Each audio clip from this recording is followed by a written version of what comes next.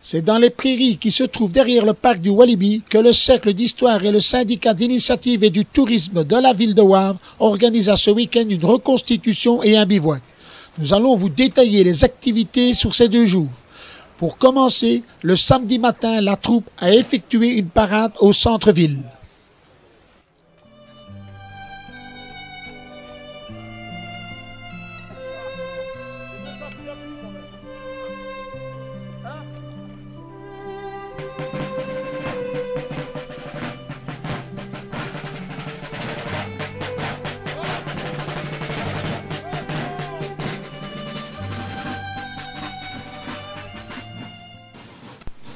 Voilà, vous remarquez que la troupe se prépare pour se mettre en marche pour la parade qui va se dérouler dans le centre de la ville de Wavre. L'empereur et certains officiers et des dames d'honneur ont pris place dans une calèche. La chaleur était au rendez-vous. Le cortège passa par la place du Sablon, baptisée maintenant place Bosch. Ensuite, la troupe s'arrêta au pont du Christ, où les combats à l'époque ont fait rage. Le bourgmestre, M. Charles Michel, a fait un petit discours et l'empereur passa ses troupes en revue. Après cela, direction vers l'hôtel de ville, où les valeureux soldats ont reçu une collation. Madame Anne Masson, échevine du tourisme, a pris la parole pour remercier tous les participants de ce week-end napoléonien. Après un bon quart d'heure de repos bien mérité, les hommes se sont remis en route pour le retour dans le bivouac. Les différents corps d'armée sont passés par le centre de la ville et le retour fut laborieux. Il y a eu pas mal d'arrêts. Finalement, tout le monde est bien rentré dans le campement. Un détachement, ainsi que l'empereur et M. Dortoir, président du centre historique de Wavre, ont déposé une gerbe de fleurs au monument du général Gérard, gravement blessé pendant les combats. Chaleureusement pour votre présence.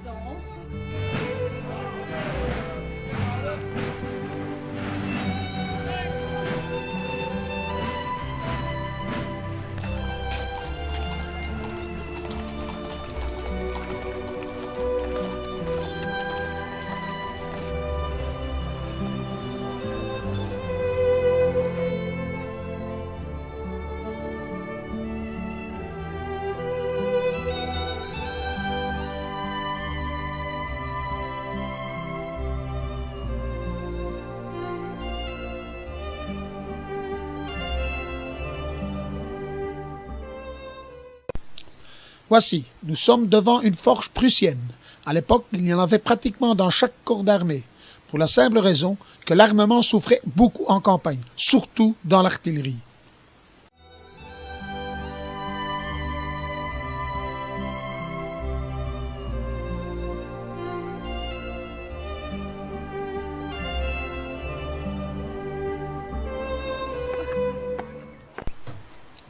Nous remarquons sur ces images les femmes occupées à faire à manger. En 1815, ça n'existait pas.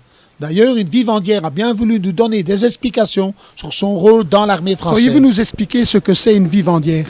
Alors, une vivandière, c'est une commerçante mandatée par la gendarmerie, par l'armée, pour fournir des vivres de bonne qualité aux soldats.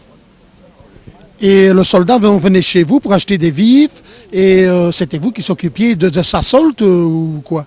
Alors, le soldat recevait la solde par les officiers et moi, il venait alors à mon commerce pour s'acheter quelques surplus de ce qu'il pouvait avoir à l'époque. Parce qu'il faut savoir, au début, le soldat recevait une bonne cantine, mais après, ça manquait, il commençait à piller, tout ça, donc il se suffisait avec de l'agneau et des femmes, donc ces maigres soldes, quand il l'avait, servaient à ça.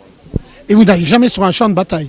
On n'allait pas sur les champs de bataille. La vivandière, elle reste toujours un truc, elle n'a pas d'intérêt à aller se battre contre l'ennemi. Sauf si elle voyait son mari, parce qu'il faut savoir que la vivandière devait être mariée pour pouvoir être dans le camp militaire. Donc si le mari venait à décéder, elle avait 15 jours pour se remarier, pour pouvoir tenir sa place de commerçante au sein de l'armée. Voici à présent quelques détails du régiment des Brunswick. Nous représentons l'armée de Brunswick. Donc c'est l'armée d'un petit duché allemand mis dans les forces armées britanniques. c'est la guerre d'Espagne et c'est la campagne des 100 jours ici en Belgique. Nous allons un peu parler de votre arme. Donc, c'est quel fusil que vous employez? C'est la carabine Baker. C'est le premier fusil rayé au monde. C'est un fusil qui pouvait atteindre une cible entre 200 et 300 mètres de distance. Il n'y avait pas de difficulté pour entrer le plomb dans ces genres de fusils? Si au départ les Anglais fournissaient une cartouche surcalibrée qu'il fallait enfoncer au maillet, puis vu que ça prenait énormément de temps à charger, ils ont fourni une balle plus adaptée.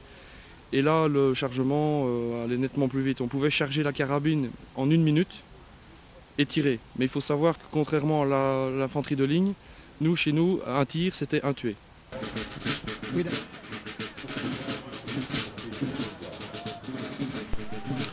nous sommes ici sur le champ de bataille où les organisateurs avaient invité plus ou moins 500 reconstituants, aussi bien belges qu'étrangers, pour nous montrer le samedi soir ainsi que le dimanche matin à un public fort nombreux une démonstration d'une bataille de l'époque.